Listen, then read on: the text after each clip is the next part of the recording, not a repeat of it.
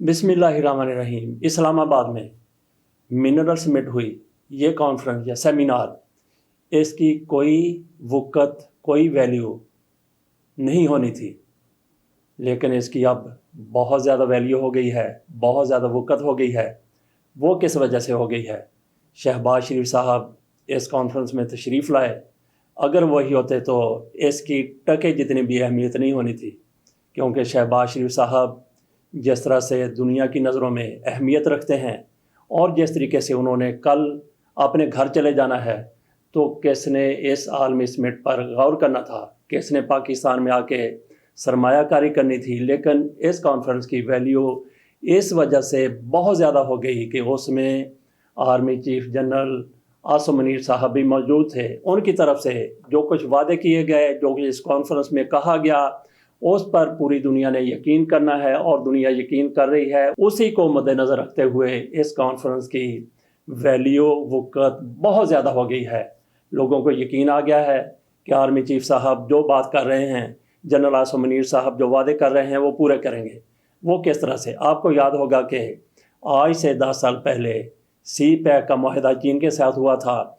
56 अरब dollar का ये माहिदा था और इसमें से या 46 इतने ही अरब डॉलर का ये मुआहदा था, और इसमें से आधे से ज़्यादा इन लोगों के घरों में चले जाने थे। जैसे पीपल्स पार्टी वाले कहते हैं कि ये तो आसफ़ अली ज़रदारी की कारकर्दगी है, ये तो आसफ़ अली ज़रदारी का क्रेडिट है कि उस दौर में मुआहदा हुआ। मुस्लिम लीग नून वाले कहते हैं कि हमारे दौर में मुआहदा हुआ। जिस भी दौर में मुआहदा हुआ, जब इस पर अमल होना था, तो इन लोगों ने कितने पैसे इस पे लगाने थे और कितने घरों के ले जाने थे। लेकिन उस मौके पर जब सी पैक का मुआहदा हो रहा था, पाक फ़ौज की तरफ से गारंटी दी गई थी कि इसमें शफाफियत का हर सूरत में लिहाज रखा जाएगा, ख्याल रखा जाएगा। किसी किस्म की ना तो दो नंबरी होगी, ना ही ये सी पैक का मामला स्लो होगा। तो आर्मी चीफ की तरफ से आज भी इस तरह का ही पूरी दुनिया को बावर करवाया गया है कि इस समिट में जो भी कमिटमेंट की जा रही है उस पर अमल किया जाएगा, उसको निभाया जाएगा। अगर ये शहबाज शरीफ का होता तो फिर जिस तरीके से शहबाज शरीफ को पूरी दुनिया देखती है, वही इसके एतबार की भी सूरत हाल होनी थी। दुनिया किस तरीके से देखती है? पूरा जोर लगाया इन लोगों ने कि PNS तारक के इफ्तिताह के मौके पर तुर्क सदर तैयब अर्दगान पाकिस्तान आ जाए, लेकिन उन्होंने अपना वो बंदा भेज दिया जो शहबाज शरीफ के लेवल का बंदा है, जो शहबाज शरीफ की हैसियत का आदमी है। उन्होंने अपना सादत यलमाज नायब सदर भेज दिया, और इससे पहले चीन के भी सदर साहब नहीं आए, उनके भी नायब पाकिस्तान में आए हुए हैं, डिप्टी उनके पाकिस्तान में आए हुए हैं। इससे अंदाज़ा किया जा सकता है कि शहबाज शरीफ की क्या हैसियत है, क्या अहमियत है पूरी दुनिया के सामने। और फिर जिस तरीके से ये इमरान खान के ख़िलाफ़ तुले हुए हैं, उनको सज़ा दिलवानी है। लेकिन अब यूँ लगता है कि इमरान खान का जिस तरह से ग्राफ ऊपर जा रहा था, उनको जिस तरीके से फिक्स किया जा रहा था, जिस तरीके से उनके और फ़ौज के माबैन इख्तलाफात पैदा किए जा रहे थे, वो ग्राफ इस सतह पर आकर इधर से शुरू हुआ, इस सतह पर आकर ऐसे जा रहा था। अब उसमें थोड़ा सा डिक्लाइन आ गया है, ये ग्राफ नीचे आना शुरू हो गया है। उसका अंदाज़ा कैसे किया जा सकता है? एक तो शहरयार अफरीदी के हवाले से जो फ़ैसला आया, उसमें जज साहब की तरफ से, सफदर सलीम उनका नाम है, उनकी तरफ से जो फ़ैसला दिया गया, उन्होंने कहा कि GHQ में जो कुछ हुआ, जिस तरह से गेट पर लोग गए, वहाँ पे कोई बंदा ज़ख्मी नहीं हुआ, और इस मामले में पाक फ़ौज की तरफ से भी कोई गवाह पेश नहीं किया गया। पाक फ़ौज ने इसमें फरीक बनने से गुरेज किया। और फिर आपने ये देखा कि कोर कमांडर हाउस में जो कुछ हुआ था, उसको पाक फ़ौज की तरफ से पूरे पाकिस्तानियों के लिए खोला गया था। कभी इस कॉलेज के बच्चे आ रहे हैं, कभी उस कॉलेज के बच्चे आ रहे हैं, कभी किसी स्कूल के बच्चे आ रहे हैं। लोग वहाँ पे दौरा कर रहे थे, और उसके साथ साथ टीवी चैनल पर भी इसकी सारी कवरेज होती थी, और हर रोज़ 2 या 3 प्रेस कॉन्फ्रेंसें होती थी कि ये लोग PTI को छोड़ रहे हैं, ये लोग इमरान खान पर अदम एतमाद का इजहार कर रहे हैं। इन लोगों ने PTI को मुलव्वस करार दे दिया, इमरान खान को जलाओ घेराव में मुलव्वस करार दे दिया। ये सारा सिलसिला बंद होता हुआ नज़र आ रहा है।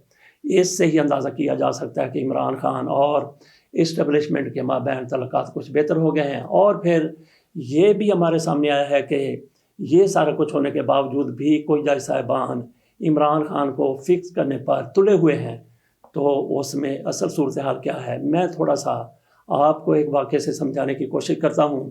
لاہور کے ایک صداقت علی صاحب ہیں، ڈاکٹر صداقت علی صاحب، منشیات کے حوالے سے وہ ماہر ہیں، منشیات کس طریقے سے نشیوں کو چھڑانا ہے وہ اس حوالے سے مہارت رکھتے ہیں۔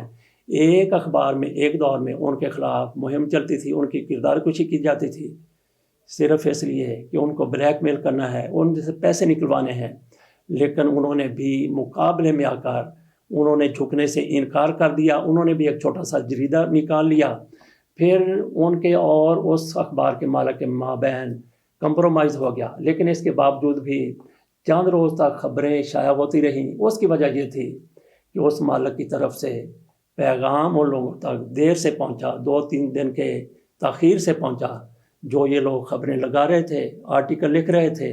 اسی طریقے سے ہو سکتا ہے کہ وہ جج صاحبان جن کو پہلے مینج کیا گیا ہے ان تک نیا پیغام نہ پہنچا ہو، لیکن اس کے باوجود بھی عمران خان کا کیس توشہ خانہ کا سپریم کورٹ میں گیا ہے۔ اس پر کل ایک بار پھر سماعت ہونی ہے، آج سماعت ہوئی ہے ہمایوں دلاور کی عدالت میں۔ وہاں بھی یہی کہا جا رہا تھا کہ آج عمران خان کو سزا ہو جائے گی، آج نہیں تو کل سزا ہو جائے گی، لیکن اس عدالت میں بھی عمران خان کو جس طریقے سے فکس کیا جانا طے ہو چکا تھا، کہا جا رہا تھا، ایسا نہیں ہوا۔ عمران خان سے آخر میں پوچھا گیا کہ آپ کوئی گواہ پیش کرنا چاہتے ہیں، تو عمران خان نے کہا کہ ہاں میں اپنی صفائی میں گواہ پیش کرنا چاہتا ہوں۔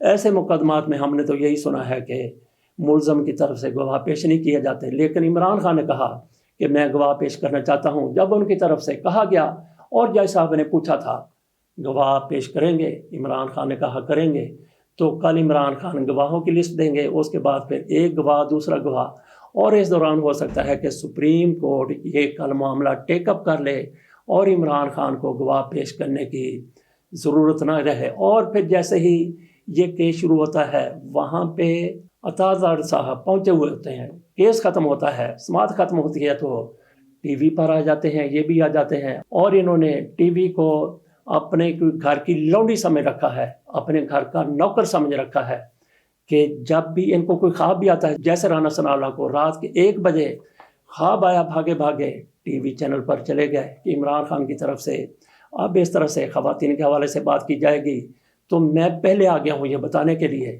اسی طرح سے مریم اورنگزیب صاحبہ، وہ بھی بھاگی بھاگی ٹی وی چینل پر آتی ہیں، اپنی بپتا سناتی ہیں، جو بھی عمران خان کے خلاف ان کے دماغ میں آتا ہے فوری طور پر آ کر ٹی وی چینل پر اگل دیتی ہیں۔ اسی طرح سے عطا طاہر صاحب، جیسے ان کو موقع ملتا ہے عمران خان کی کردار کشی کرنے کے حوالے سے فوری طور پر بھاگے بھاگے ٹی وی چینل پر آتے ہیں۔ کل بھی ٹی وی چینل پر آئے اور کہنے لگے کہ عمران خان دیکھیں، ان کو یہ نہیں پتہ، جج آج انہوں نے اسٹیٹمنٹ ریکارڈ کرانی تھی، کہنے لگے کہ مجھے پڑھنے کا موقع نہیں ملا، میں نے اس کو دیکھا نہیں ہے۔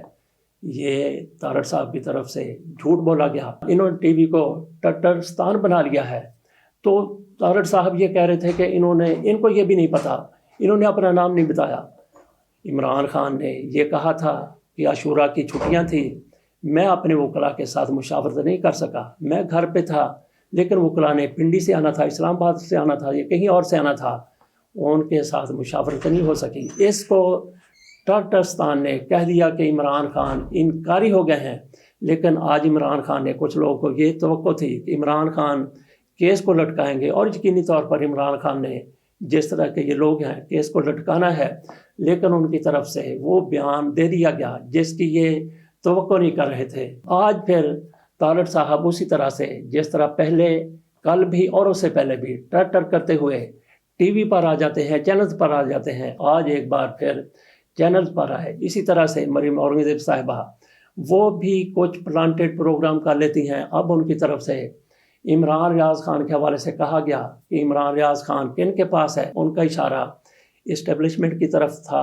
واضح طور پر۔ دوسرا، مریم اورنگزیب صاحبہ کی طرف سے کہا گیا کہ عمران خان کا ٹی وی پر اگر فیس نہیں دکھایا جا رہا، اگر نام نہیں لیا جا رہا، تو اس میں بھی حکومت کا ہاتھ نہیں ہے، یہ بھی اسٹیبلشمنٹ کی طرف سے کیا گیا ہے۔ تو مریم اورنگزیب صاحبہ آخر کار کیسے فوج کے خلاف آ گئیں، کیسے اسٹیبلشمنٹ کے خلاف ایسی باتیں کر رہی ہیں، جب کہ یہ لوگ اسی کے کندھے پر بیٹھ کر اقتدار میں آئے۔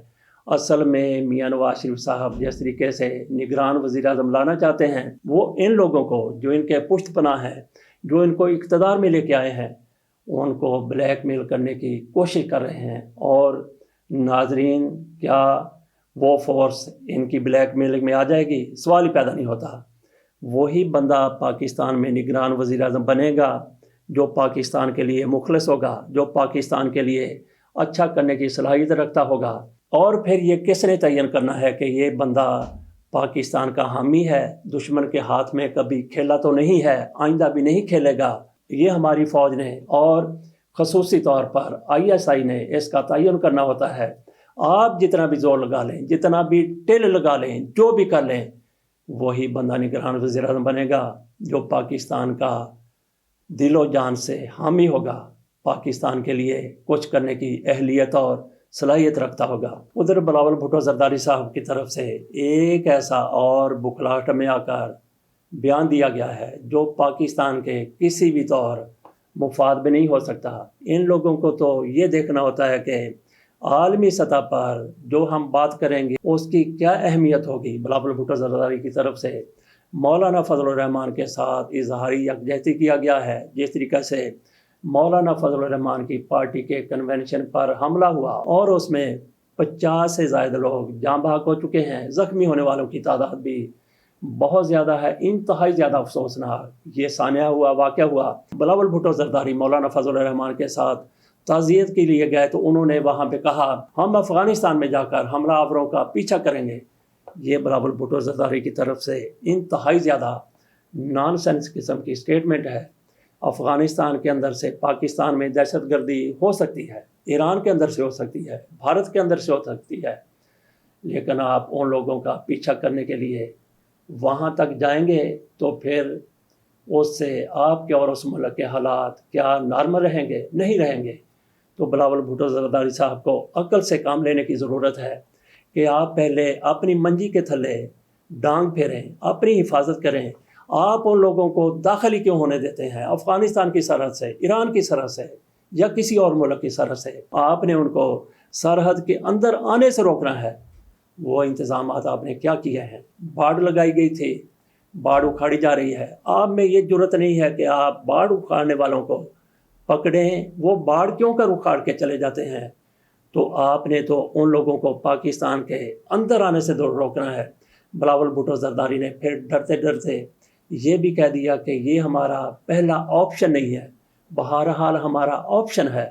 یہ بلاول بھٹو زرداری صاحب کی طرف سے کہا گیا، انتہائی نان سینس قسم کا بلاول بھٹو زرداری صاحب کا یہ بیان ہے۔ ہم ایک بار پھر کہیں گے کہ آپ نے دہشت گردوں کو روکنا ہے تو اپنی دیواروں کو اونچا کریں، اپنی دیواروں کے ساتھ آپ اپنے چوکیدار کھڑے کریں تاکہ آپ کی دیوار کوئی پھلانگ کر نہ آ سکے، آپ کی دیوار میں کوئی نقب لگا کر نہ آ سکے۔ یہ جائے کہ آپ کہہ رہے ہیں کہ ہم افغانستان میں گھسیں گے، وہاں گھس کر ان کو ماریں گے۔ اس کے ساتھ اجازت دیجیے، اللہ حافظ۔